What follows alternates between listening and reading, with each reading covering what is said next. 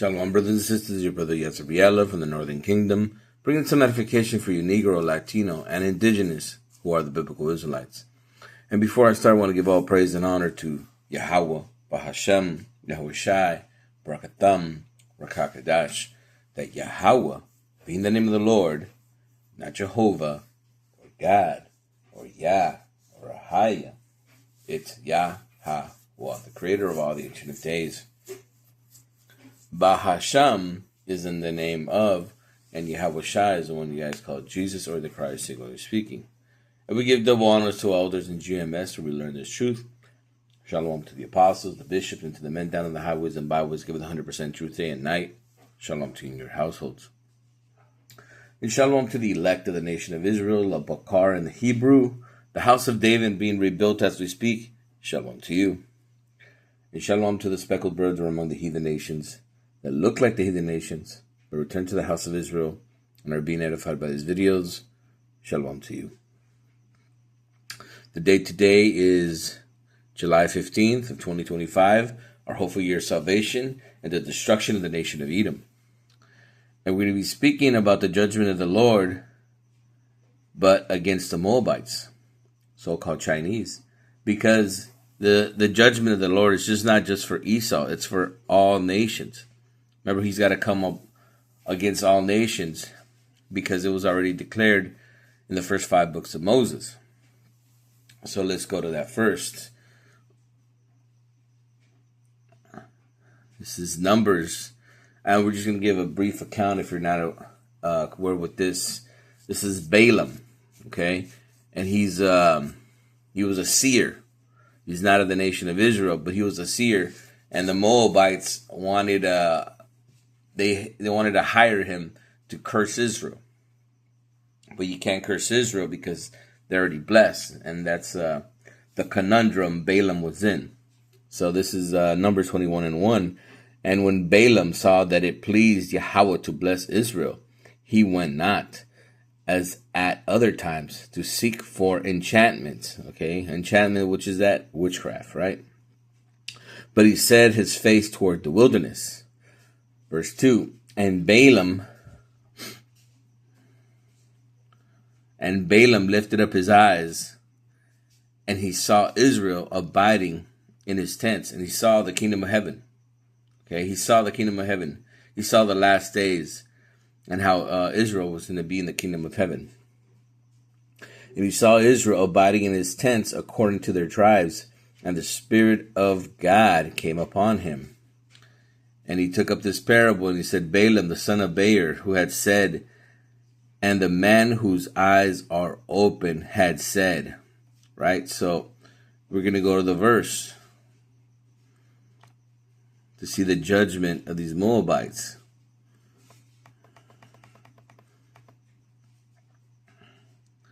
This is Numbers 24:17. I shall see him, but not now. I shall behold him, but not nigh. There shall come a star out of Jacob, and a scepter shall rise out of Israel, and shall smite the corners of Moab, and destroy all the children of Sheth. So Moab are the so-called Chinese, okay, the Moabites. Their father was Lot, and their brother was Ammon, which you would call the so-called Japanese. So the Lord, this is the second coming of the Lord. This is already in the first 5 books declaring the judgment of the nations. Okay? So how are the nations going to be saved when the Messiah comes? He's going to destroy them. Christianity doesn't make no sense. Okay? They can't get out of this judgment. I don't care if you quit being a Buddhist and now you're a Christian or a Catholic, and now you're doing 100 Hail Marys on your knees. It ain't gonna work. Your judgment is upon you. So now let's look at verse 18. It's talking about the Moabites, but who else is included in this? Numbers 24:18. And Edom, we didn't forget about you, devils, shall be a possession.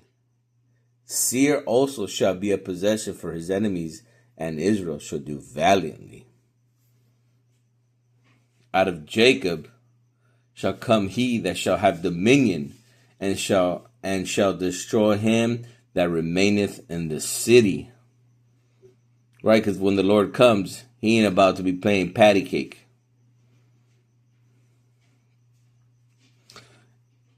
And look who else is mentioned here. And when he looked on Amalek, okay, Amalek are those people that are in the land of Israel as we speak. Okay, those 1948ers.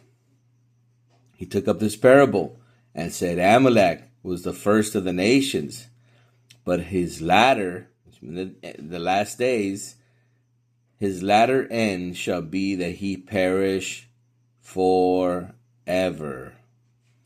But his latter end shall be that he perish forever. So that's what we know, these little hat people, their days are few, because thus saith the Lord. And he looked on the Canaanites and took up this parable and said, strong is thy dwelling place, and thou puttest thy nest in a rock.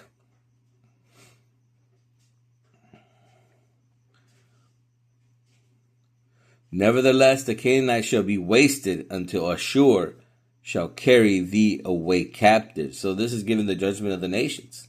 Okay? And he took up this parable and said, alas, who shall live when God doeth this? Right? And ships shall come from the coast of Shittim, and shall afflict Ashur, and shall affect Eber, and he also shall perish forever. And Balaam rose up and went and returned to his place, and Balak also went his way. So there you are, the judgment of Yahweh Shem Yahushai upon these nations. Okay, not just the so-called white man. Okay, as you see there. Why? Because these are the enemies of Yahweh Shem Yahushai. And again, let's prove all things. This is Psalms 83 and 3. They have taken crafty counsel against thy people, and consulted against thy hidden ones. They have said, come and let us cut them off from being a nation, that the name of Israel may be no more in remembrance. For they have consulted together with one consent. They are confederate against thee.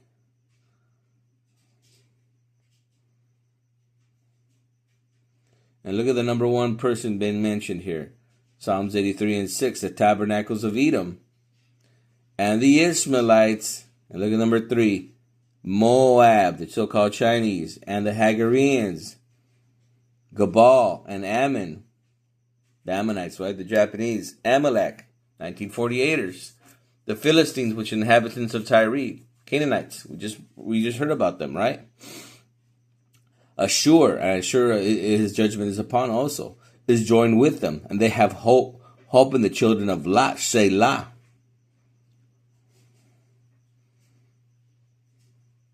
So that's the point. These are our enemies, okay? So before I go start this video, I want to read the Fair Use Act. This is infringes of copyright called fair use and is allowed for purposes of criticism, news reporting, teaching, and parody. So this is not my video, but I'm going to comment on this for the ministry's sake. So let me see, the volume is, yeah. So this is what's happening in China. This is only a couple days old, 2 days old. And we're going to see the judgment of Yahweh Shem Yahushai on these Moabites. Okay.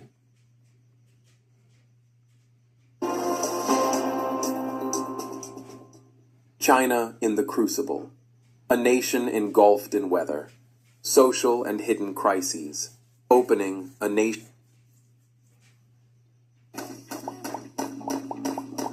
Had to be, right? Salakia, brothers.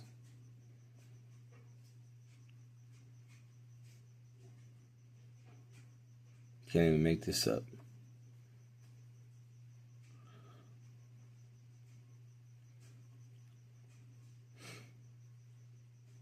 But you see how they're going through a huge heat wave in China,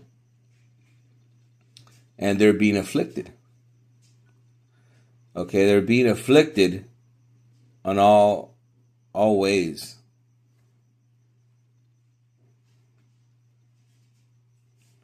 Because you have to understand that Yahweh Hashem Yahushua is going to judge all nations. Okay, not just the so-called white man. This is what the people that don't have any understanding or wisdom understand. They just believe that we're against one nation. No, we're against all nations. But you have to understand the number one culprit.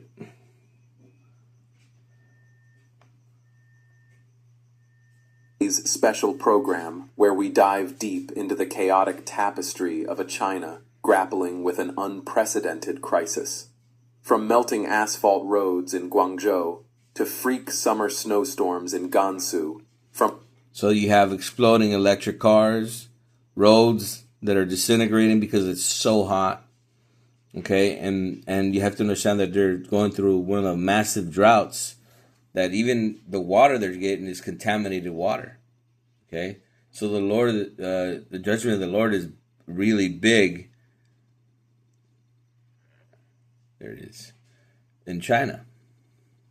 From electric vehicles exploding under blistering heat to cries for help censored on social media, the country is facing a perfect storm of natural disasters, societal unrest, and cover-ups by the Chinese Communist Party, CCP. In traditional Chinese cosmology, such extreme weather is not merely natural, but a portent of cosmic imbalance, a warning of a regime teetering on... See all the animals? All the animals are dying? You know, these are the curses of Egypt, okay? Because not just them are going through it, their animals are going through it. They're losing money. Their agriculture is done. The heat destroyed all their crops. Okay, so again, the judgment of the Lord is upon these Moabites. The brink of collapse. Today, we uncover the hidden truths, exposing the reality of catastrophic weather and the devastating consequences borne by the Chinese people. Like, subscribe, and join us as we unravel the truth behind this nightmare. China is being incinerated by an unprecedented heat wave, with temperatures in many regions surpassing 40 degrees, even hitting 43 degrees. He said 40 degrees, so this is what they're talking about, Celsius, so that would be 104. 104 in Fahrenheit, and there are some areas that are hitting 50, that would be 122 Fahrenheit. Okay, so just if you are not aware of that, brothers and sisters, it's getting super hot. So let us continue.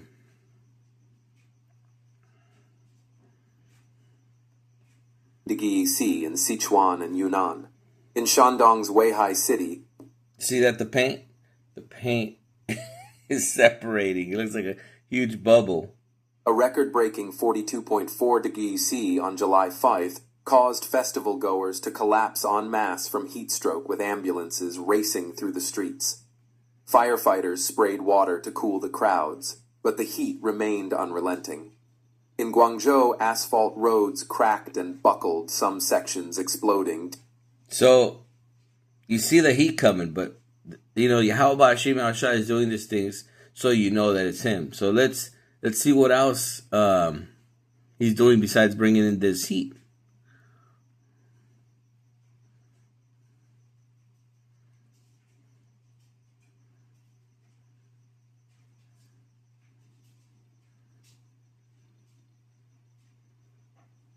All right, let's go to that. But they caused this disaster. In Shenzhen, a wealthy city where home prices range from 8 to 10 million yuan per square meter, power outages lasting over 6 hours in 36 degrees C heat have left. So the power outages, you know, let's say you want to turn on the air conditioning, you can't, because the power is down 6 hours out of the day. Okay? And if you don't have the credits to turn on your air conditioning, you know, according to the Communist Party, you can't. Residents desperate. One resident recounted, "I poured water on the ground, and it evaporated in 3 seconds." In Guangxi, A once-in-a-millennium drought has left 83,000 people without drinking water, forcing them to rely on contaminated river water. Fire trucks have been deployed to water trees, but as one resident lamented, "It's just a temporary fix. We're dying of thirst." Dual disasters, from heat waves to July. You see this? This is hail falling in July. You just saw that it was 40 degrees and 50 degrees, which is 102 to 122. Now they're getting hail. Now they're getting ice. Now they're getting storm. And this is perfect how Yahweh B'Shem Yahushai, he's making it sure that this is the hand of God. This is not just a coincidence. This is not just Mother Nature. Snow, beyond the heat. China is reeling from bizarre weather anomalies. In Gansu, a July snowstorm blanketed grasslands with snow piling up to half a car wheel's height. Yesterday we were burning. Today our tents are buried in snow and a foal froze to death, a herder recounted.